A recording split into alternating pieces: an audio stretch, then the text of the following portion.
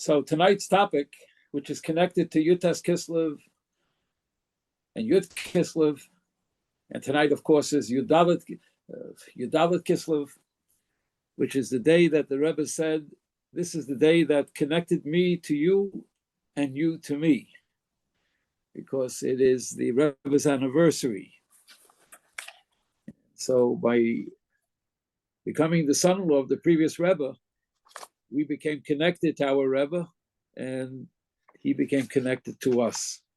So tonight and tomorrow is a very, very special time. And it goes very well with the idea of Yud Kislev, which we just celebrated, the Chag HaGeula of the Mittler Rebbe, and the Chag HaGeula of the Alter Rebbe, which we will observe this coming Shabbos Kodesh. So the topic this evening is Shleimus Haaretz, and the Rebbe's position on not relinquishing any part of Eretz Yisrael to the enemy. So let me begin with a story. It's rather humorous, but it will be a good introduction. They tell the story of a fellow that was in the Lower East Side. He goes into the Kosher Shomer Shabbos bakery and he orders a Danish. And the fellow tells him that will be $1. He says, $1 seems to be expensive. So the sales clerk says, it's for Israel. He goes back the next week. He buys himself the same Danish. It's $1.50. He says it's 50 cents more. And the salesperson says, for Israel.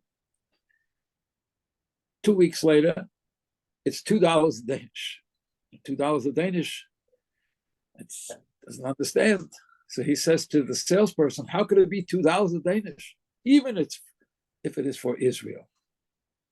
So the salesperson says, please wait. He goes to the back of the store and calls, Israel, will you come to the counter? Okay. So tonight we're not going to be talking about food or purchasing something. We're talking here about Eretz Yisrael, Eretz HaKodesh, the Holy Land, which is Nachlas Olam, as the Rebbe always says, an everlasting portion of the Jewish people. It was promised to Avram, Yitzchak, and Yaakov. Achuzas Olam, it is an everlasting Achuzah. And therefore, the Rebbe did speak about, and does speak about, Shleimus Haaretz, the completion of Eretz Yisrael. That the complete Eretz Yisrael must be held on by the Jewish people, by Am Yisrael, and that no one really has permission to give away any part of Eretz Yisrael. Not the Medina of Yisrael, not the politicians, nor the elected officials, nor any private Jewish citizen is permitted to give up any part of Eretz Yisrael. And you and I, the Rebbe said, every single Jew has a stake in Eretz Yisrael. Every Jew, halachically, has Dalet Amos, 4 cubits of Eretz Yisrael. So it's not for the Israeli government to give it away. And certainly, we have to be very strong in maintaining the integrity of the borders of Eretz Yisrael. We all need to understand that this is not a political position that the Rebbe has taken. The Rebbe was very far from politics or mixing into political matters. But the Rebbe was and is a great proponent of Pikuach Nefesh, of protecting and saving life. And the Rebbe, with his understanding, don't forget, the Rebbe is called Rosh B'nai Yisrael. That's the acrostic, Rabbi, Rosh B'nai Yisrael. And the Rosh, the head of Klal Yisrael, feels and understands and sees Achacham Eino V'Roshai. And the Rebbe sees this not only from the aspect of Nevuah, but the Rebbe sees it also from the aspect of Chachma. A Chacham sees. Chacham Adav Mi Navi. A Chacham is even greater than a Navi. Why? because Chacham Eino Beroshai, says Shlomo HaMelech, the Chacham, with his wisdom, sees how something is going to play out. He already initially, at the very beginning, at the very onset, sees how something is going to be. So the Rebbe, when they began to speak about giving up Yamit, way back when, which was in Egypt, the Rebbe was very much against it, because Yamit, that part of Egypt, had oil fields, and it had wonderful infrastructure, and that the Israeli government could have given something as a token return to Egypt, and the same peace process would have taken place, and we would have had the depth of Yamit to be a protective border for Klal Yisrael. Unfortunately, Yamit was given up, and the people who had settled in Yamit were removed, and it was debacle number one that set up many other debacles. Hashem Yishmor, Hashem should watch over us. Well, now let's talk about Oslo, the Oslo Accords. And let us talk about the Madrid Conference and all of these well-publicized political, diplomatic ventures that Israel entered into, and the Rebbe so opposed. On a personal note, well over 20 years ago, thereabouts, I was in LA, Los Angeles, actually a suburb of Los Angeles, by my brother, Rabbi Hecht, who was Chabad of South Bay. And it was a bar mitzvah. And my father, Olav Shalom, my father, Rabbi Avram Daiv, who at the time was the president of the Rabbinical Alliance of America and the Rav of the Shaharei Tzion, the Syrian Jewish community. So he gets a call from Americas from 770. Would he be able to go to the airport in Los Angeles and meet Yitzchak Shamir, then Prime Minister of Israel, and ask him to stop his journey to Madrid? In other words, he should cancel his connecting flight to Madrid, because what's waiting for him in Madrid is pressure that Israel should relinquish more territory to the enemy, and so on and so forth. So I was very taken by the fact that the Maskiras, the Rebbe's personal secretary, found the connection, found a call where my father was, that he should go to the airport to speak to Yitzchak Shamir, to tell him not to go to Madrid. Ad kidei kach, to this great point, that the Rebbe was so adamant that nothing should be done in giving up in any diplomatic manner any part of Eretz Yisrael. So that's a personal experience that I experienced. But being by the Fabrengens, being by the Rebbe's Hisados, and seeing how the Nafshe Yatza B'dvarai, that the Rebbe poured his soul through his words about Shleimus Aretz, the completion of Eretz Yisrael, and the protection of Eretz Yisrael, it was something that made a very profound impression upon me and upon all the listeners. And this went on for, in the Tafshin Lameds, in the 1970s and in the 1980s, where I merited to be at the Fabrengens and to hear the way the Rebbe spoke in clear, very clear terms, how Eretz Yisrael should not give up any part of Eretz Yisrael. And the reason, not so much because of the Kedusha, the holiness of Eretz Yisrael, but because of Pikuach Nefesh, to protect life. Now, all of us are very familiar with the Rashi in Bereshis. Amar Rabbi Yitzchak said, that when you take a look at Bereshis Bara Elokim, Hashem in the beginning created heaven and earth. So Rashi comments and he brings down Rabbi Yitzchak that the Torah should not have begun with creation, the creation story, but rather the Torah should have given us the first mitzvah. HaChedesh Hazeh Lochem, which is the first mitzvah that the Jewish people were commanded, the mitzvah of a Jewish calendar that we go by the lunar cycle, Rosh Chodesh. And Rashi continues, Umah Tam Pasach B'Bereishis. Why indeed does the Torah, the 5 books of the Torah, begin with the narrative of creation? Mishum, because, as David HaMelech says, Kayach Ma'asav Higid Li'amai, Lasis Lahem Nachlas Goyim, that the strength of God's deeds are related to his nation, that's us, to give us the portions of the nations. If the nations of the world will say to Israel, to the Jewish people, Listamatem, you are thieves. For you have conquered the land of 7 nations, the land of Canaan, Eretz Kanani, Chiti, Mori, and so on. Hey, the Jewish people respond to these people, and we say, the whole earth belongs to the Holy One, blessed be He. Hashem is the creator, and He gave it to whom it was fit in His eyes. With Hashem's will, He gave it to those nations. And through His will, He took it from them, and He gave it to us. So it's very clear that the Eretz Yisrael and the idea of who owns Israel and in the Middle East and so on and so forth, it belongs to Klal Yisrael.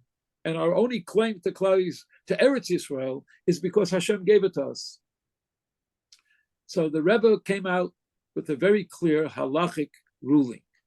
Now, for those of you who study the Sichos of the Rebbe, the Maimarim, and so on and so forth, know that when it came to Piskei Halacha, to giving out a halachic opinion, the Rebbe would always send the questioner to the Rav, to the rabbis, to the Rabbanim.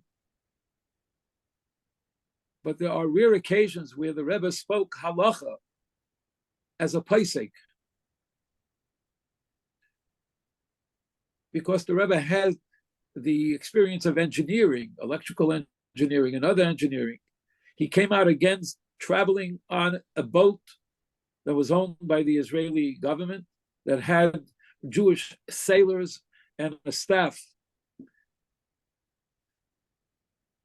that conducted the ship, because the Rebbe pointed out that there was no way that you could travel by ship in the 50s without Chilul Shabbos, without the desecration of Shabbos. It just was mechanically not possible to do so. So the Rebbe spoke about the importance of non-Jewish staff on an Israeli ship, if indeed it's going to travel and traverse the oceans.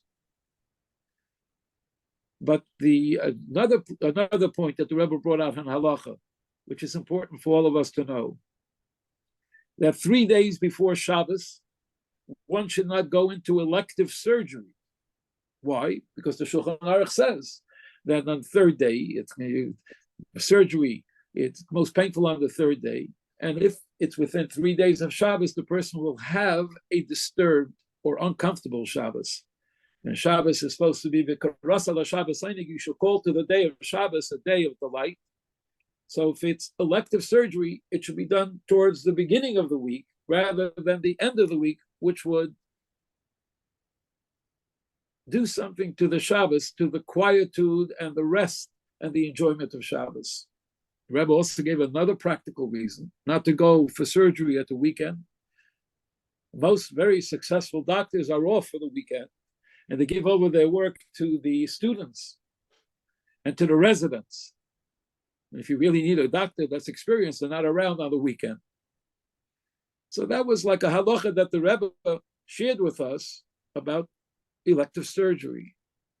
And that's based upon the halacha that one is not to go on the high seas within 3 days of Shabbos, because the ship goes up and down, and the person may become seasick. And by the time they acclimate themselves to the traveling on the ocean, they'll be very upset, as they say, grieved, and will not be able to enjoy the Shabbos. So one does not go on the open seas 3 days before Shabbos if possible. One does not do elective surgery within 3 days, if possible, in 3 days of Shabbos. But the one halacha that I do recall, and that all of us are familiar with, is what's brought down in Shulchan Aruch, Chaim, and Hilchos Shabbos, Siman, Shin Chav Tes, chapter 329, Seif Vav, the 6th paragraph. Over there, the Shulchan Aruch and Orach Chaim says clearly, Nachrim, heathens, Shetzaru ala Yaris Yisrael, who are laying siege to the cities of Israel, if they're coming just for monetary issues, we do not desecrate the Shabbos. In other words, you want to stop these people from coming to take monetary things. If it's only for money, you don't desecrate the Shabbos. But if they come on matters pertaining to souls, which means they're looking to hurt people or endanger lives, even if they're just coming without any explicit intention, and there is to be concerned, maybe they're also coming not just for monetary things, but they're also coming to harm souls. You're not sure, but it could be. Even if they didn't yet come, you hear that they're getting ready to come into the city. So the halacha says, you go out against them with arms, and you desecrate upon them the Shabbos. And there's no question about it. You don't go start asking shilas. You go out and you stop the enemy and you oppose the enemy. Even if there's only a chashash, a hint, you're not sure whether they're coming to hurt people.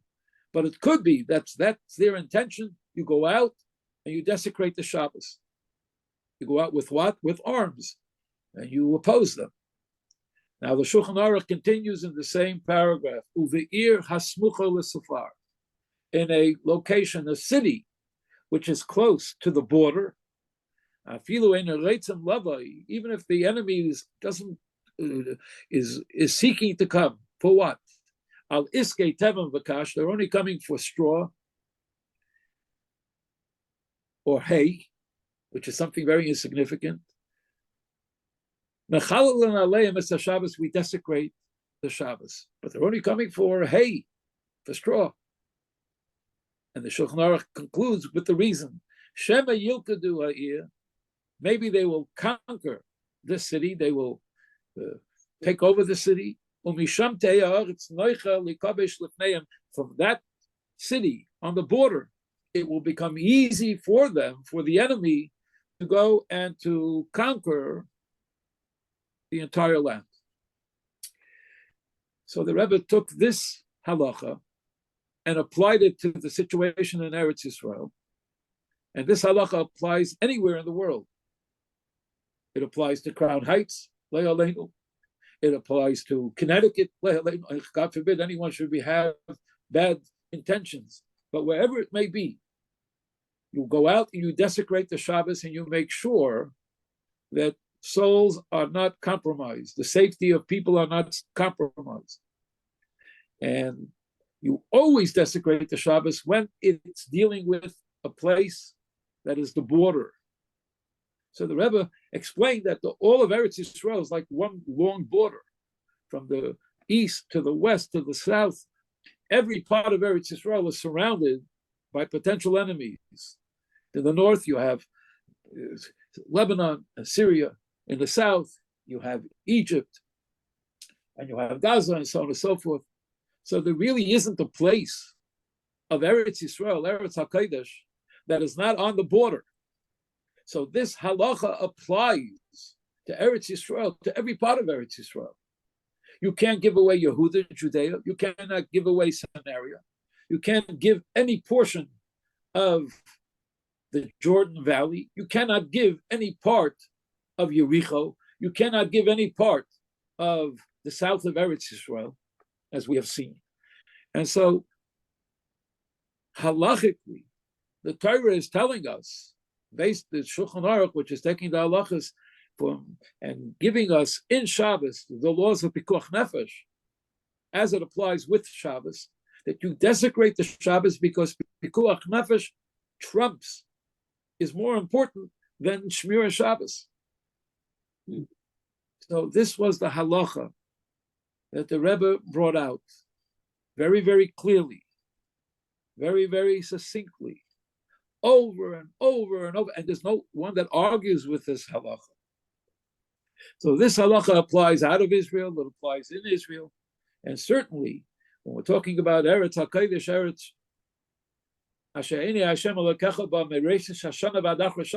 of Hashem are upon Eretz Yisrael from the beginning of the year to the end of the year. Eretz Yisrael is such a special holy place.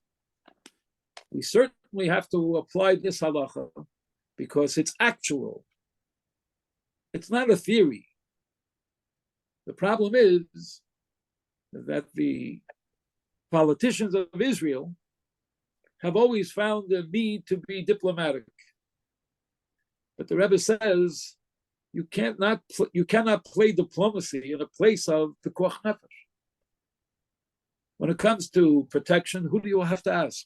You have to ask the people in the army who are experts in security. When it comes to politics, you'll speak to diplomats.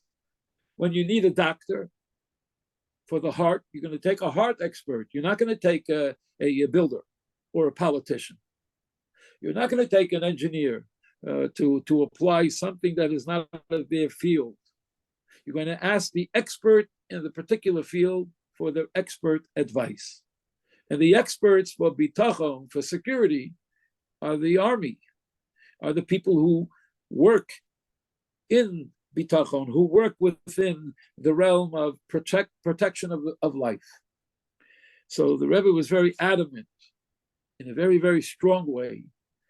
And he tried and he spoke and he influenced. I have before me a sefer, which is called Karasi Ve'ein Oina.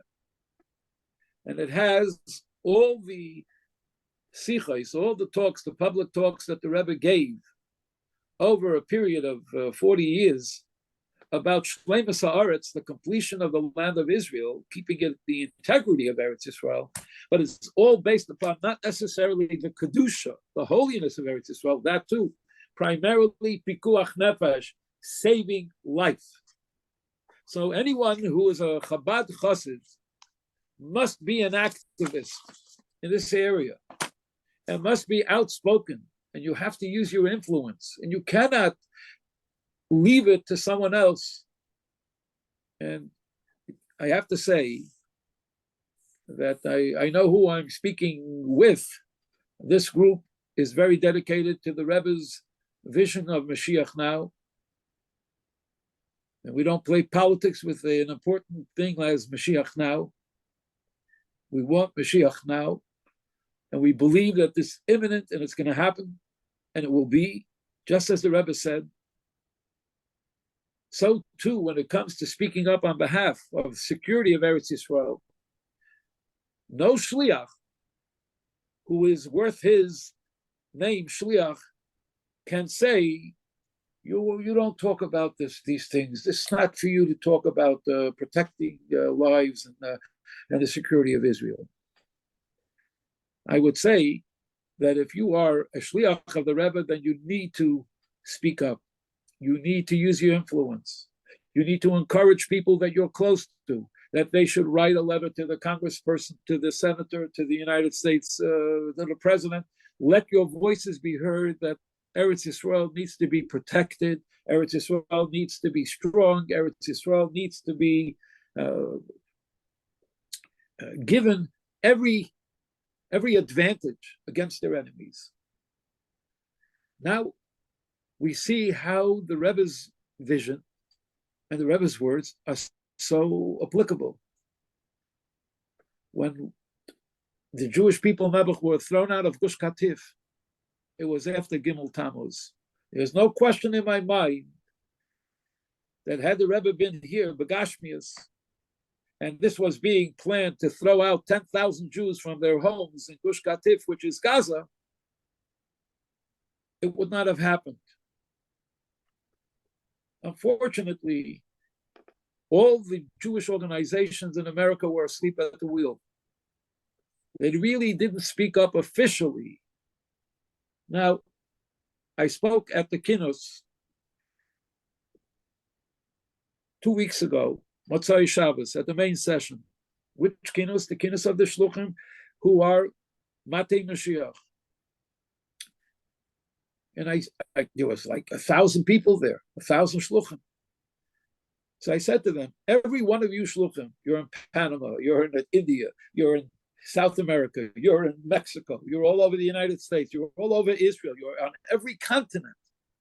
You all have close working relationships with diplomats of Israel and Israeli missions in every country.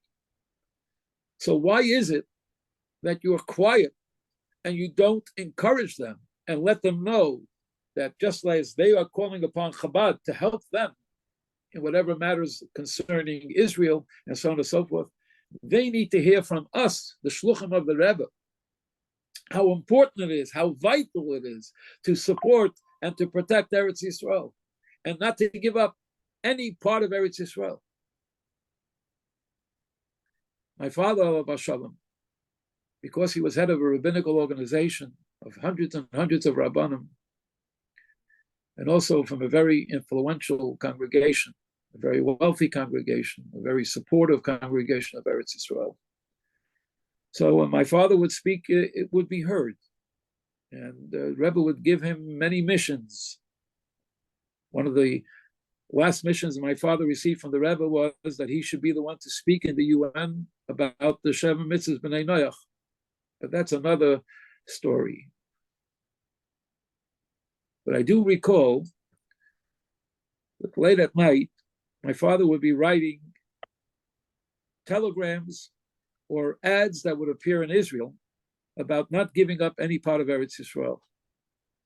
And this was given over b'shem Igad HaRabbanim and the hundreds and hundreds of its rabbis and scholars that are serving Klal Yisrael all over the world. So the Rebbe once said to my father in Yechidus that how important is it that Eretz Yisrael be in control, Jewish people be in control of Eretz Yisrael? He said, I don't want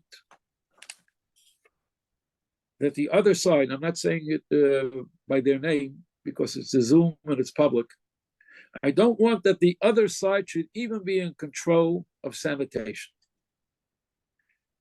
Because once they'll be in control of even something that might be as insignificant as sanitation, they're going to demand to be in control of other official capacities, and they do not know their place in Eretz Yisrael. It's a danger to give them any type of official recognition.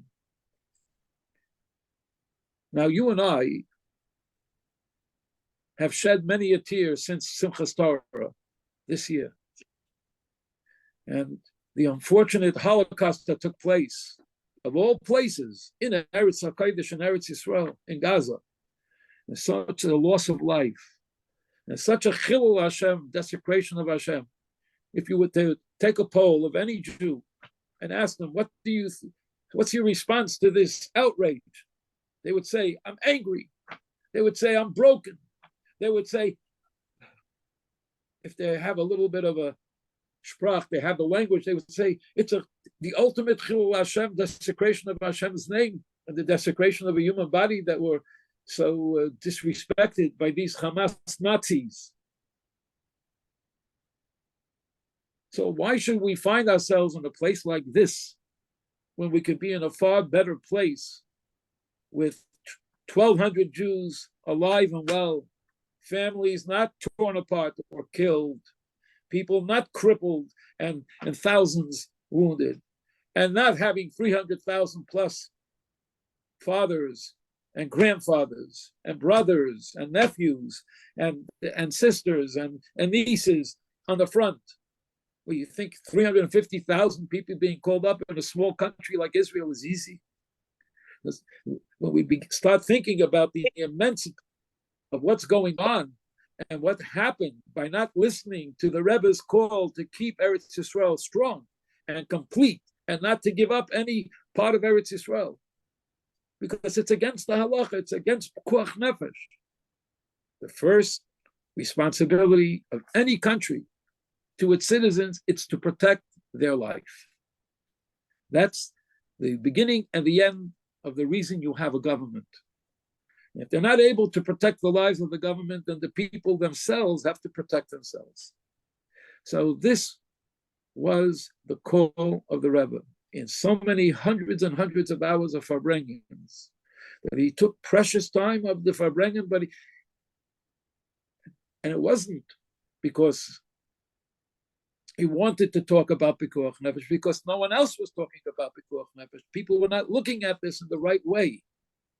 And therefore, Pikuach Nefesh is Deicha HaKoil, the only 3 transgressions that you cannot do for Pikuach Nefesh: idolatry, killing, and sexual immorality. But otherwise, the entire Torah is superseded for Pikuach Nefesh.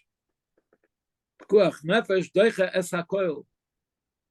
And so I think that the takeaway from those who are listening this evening is to make a hachlata tova, a good decision, that amongst yourself, make a small committee of 3 people at the most. Make maybe 3 groups. One will take care of the Congress people, one will take care of the senators, one will take care of putting together some programs that highlight the importance of Eretz Yisrael being strong and protected and not giving up any parts of Eretz Yisrael. Regrettably, the president of our great country, the United States of America, is utilizing this terrible debacle of Hamas to give public announcements and to show everyone how great and relevant he is. He would be far more relevant if he would not put the brakes on the Israeli government and allow the Tzahal to do the job that it's supposed to do. I have no idea of how much pressure Netanyahu and all the others are under, but despite the fact that they may be under pressure, and despite the fact that they want to be accepted by the world, they have a job to do, and that is to get rid completely, utterly. However you read the Zecha or Zecha, says Chassidus, be good upmaking, which means make sure to blot them out the proper way. So this is the main point. And Netanyahu is merely an agent, and any other elected official of the Israeli government, Hashem should protect them. They're only agents in the hands of HaKadosh Baruch Hu. And they need to do one thing, to protect the lives of the people, the citizens of Eretz Yisrael. And as the Rebbe said at many Farbrengens, when Eretz Yisrael will be strong, the government will be strong in relation to the terrorists and to the troublemakers in Jenin, and shows force, and pardon the expression, I don't want to say brutality, but force, real force, against anyone who raises their voice against Eretz Yisrael and endangers lives. They put the fear of God in the hearts and in the minds of every citizen within Eretz Yisrael, and those who are not citizens and are looking for the destruction. They should be given a choice. Either they go with the flow, or they're more than happy to receive some stipend and to go to one of the 21 other Arab countries that are there. Eretz Yisrael belongs to the Jewish people because the Torah says so. There's nothing to talk about. I would like to conclude with the Sikha that the Rebbe spoke concerning the Ma'aris HaMachpelah, the Cave of Machpelah Chevron, which we just read about in Parsha Chayesara, and which we just read about the Yaakov Avinu yesterday. He saw Machanayim, he was coming back to Eretz Yisrael, to Eretz HaKodesh. So at one time, the Mufti and the other religious leaders of the Arabs were complaining that the Jewish people not cheering the cave of Machpelah, and in fact, they own the cave of Machpelah.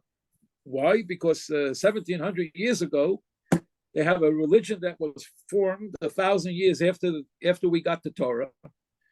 So Rebbe said, from their very words, the way they're claiming that they should be in control of the Maras and Machpelah, you already have the answer. They say that they have it 1,000 years after the Jewish people settled Eretz Yisrael, after Bayis Rishon, after Bayis Sheni. So what kind of claim could they have? It says so clearly in the Torah that Avraham Avinu bought it for 400 shekel. So the Rebbe has a very interesting approach. Chevron and the Maras Machpelah belong to the Jewish people, not only because Hashem said to Avraham Avinu a promise, not only because it's written so in the Torah, but Dina de Malchus Dina, the law of the land is the law. And the whole world recognizes when you purchase something, it belongs to you. Avraham Avinu bought it. So even from the perspective of Dina de Malchus Dina, and so it is true with all of Eretz Yisrael.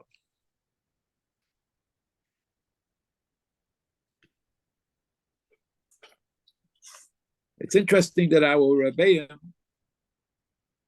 especially the Mittler Rebbe, who we just celebrated, Yud Kislev, and the Alter Rebbe with Koilel Chabad, were very, very big supporters of the Yishuv of Jewish people living in Eretz Yisrael. Chevron has Beis Shneerson. Chevron has the Yeshiva Teres Emes that the Rebbe Rashab established in Eretz Yisrael. So from the Rabbi and from the Alter Rebbe, the Mittler Rebbe, the Tzemach Tzedek, the Rebbe Marash, the Rebbe Rashab, the previous Rebbe, our Rebbe, this Eretz Yisrael is part of our Chasidus. It's part of our mission. So even though we live out of Eretz Yisrael and we know the famous expression, Machda Eretz Yisrael, wherever we live, we should make it Eretz Yisrael. As the Medrash says, why is it called Eretz? It runs to do the will of Hashem. So I'll share with you one quick story and I'll conclude.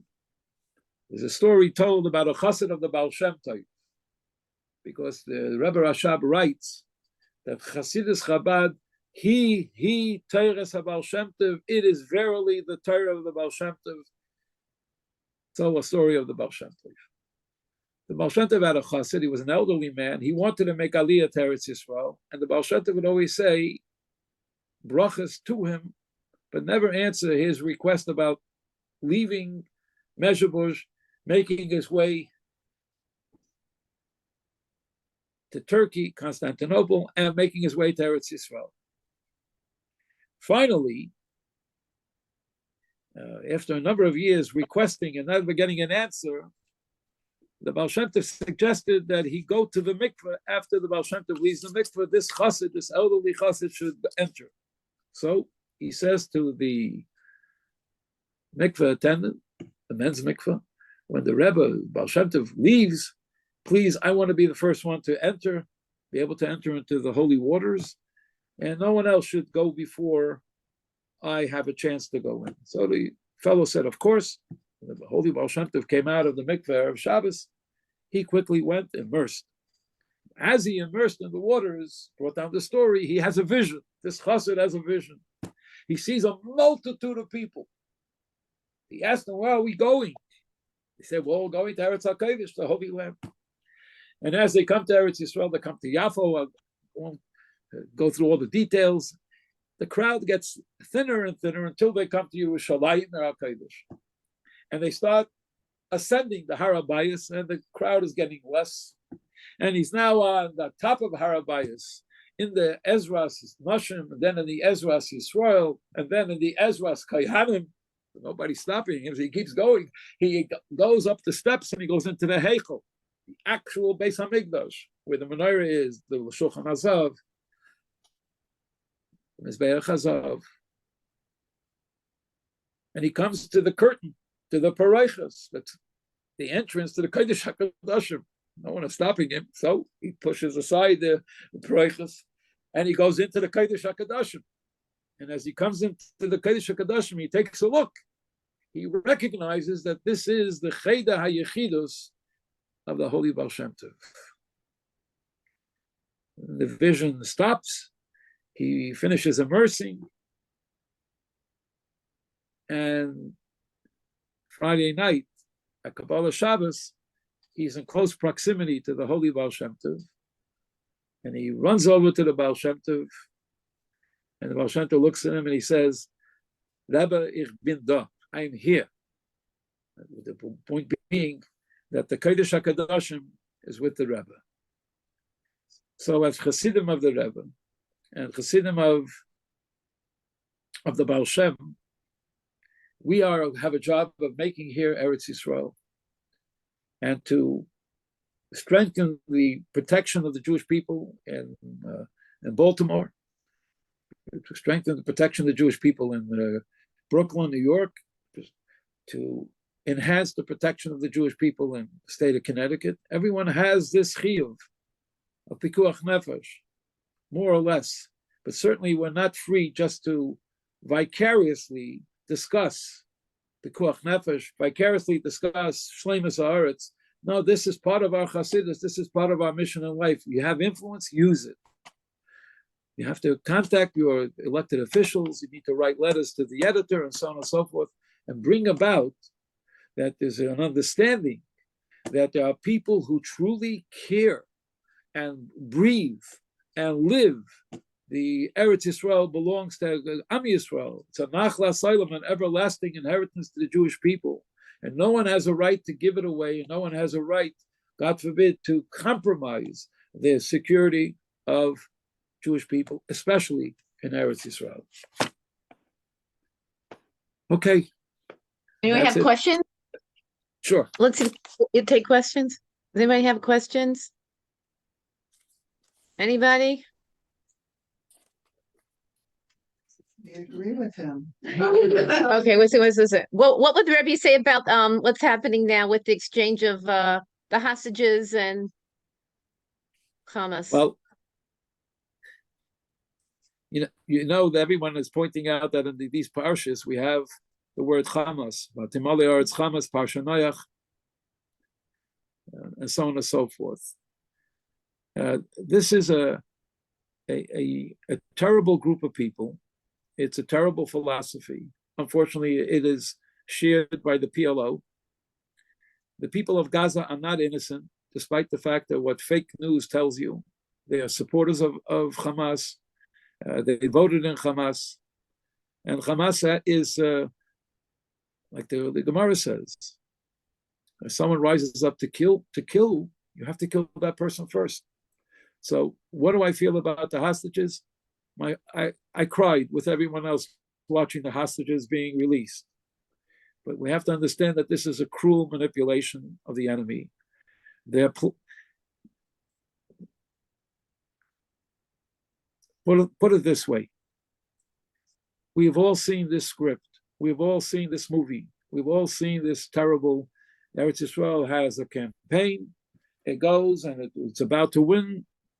And then instead of going into Beirut, and I can't use colorful language, kicking blank blank, they stop.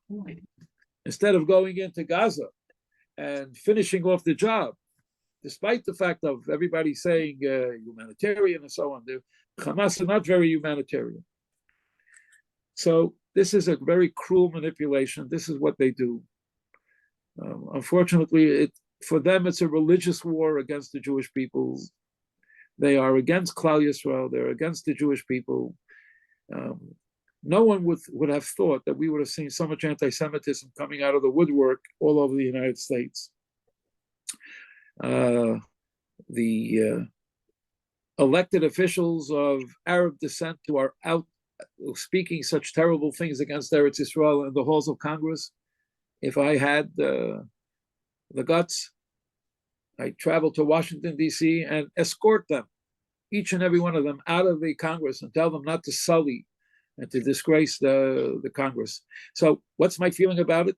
My feeling is Eretz Yisrael should never have entered into this hostage deal. But I do understand why. But I'm afraid that it's going to boomerang. Chas v'chalila, haya leisia. It's not for me to talk because it's somebody else's people who are hostage.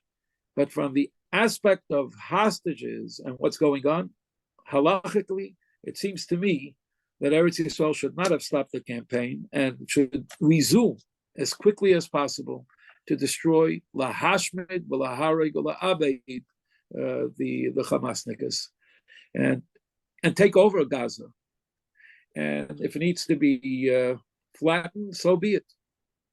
Listen, during World War II, the Allies flattened Dresden. And no one said to the Allies, don't do what you're doing. War is a horrible thing. We didn't start it, and hopefully Eretz Yisrael, the army will be able to end it, but it's all in the heads of HaKadosh Baruch Hu. HaKadosh Baruch Hu is telling us what to do. The halachas, what to do. It's called Hilchas Milchamas Hashem, Ba'amalek, Midor Dor. And we have clear understanding what we're supposed to do. And whoever has mercy on the wicked, the punishment is that they themselves become cruel. And that's something that we don't want to become. So I think Eretz Yisrael needs to do what it needs to do. And the quicker they do it, the better it will be. And that's the way I see it halachically, and also from the perspective of psychologically. Eretz Yisrael only has so much psychological, strength. When fathers and brothers and so on and so forth are away from the home already for more than 40 days, and everything is out of whack, you got to finish the job and allow the people to live their lives. That's the responsibility of the government of Israel. And the more you tarry, the more pressure it's going to come from all the different countries. So it's better to take care of it 1, 2, 3, and then discuss what could have been, what should have been, rather than being stuck in a situation which is untenable. Let me ask you one more question. Is the United States government anti-Semitic? Because I heard that the Rebbe says that that United States will only pressure whoever's gives into pressure. Exactly. Pardon? Right. More than once that many opportunities for Eretz Yisrael, like in the days of Reagan, who was away, or the other president was away. There are things to be done.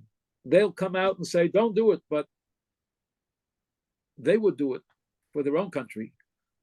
We're in a very, very tough situation. The former president, I won't mention his name, he was sitting in that office for 8 years. And he created an incredible amount of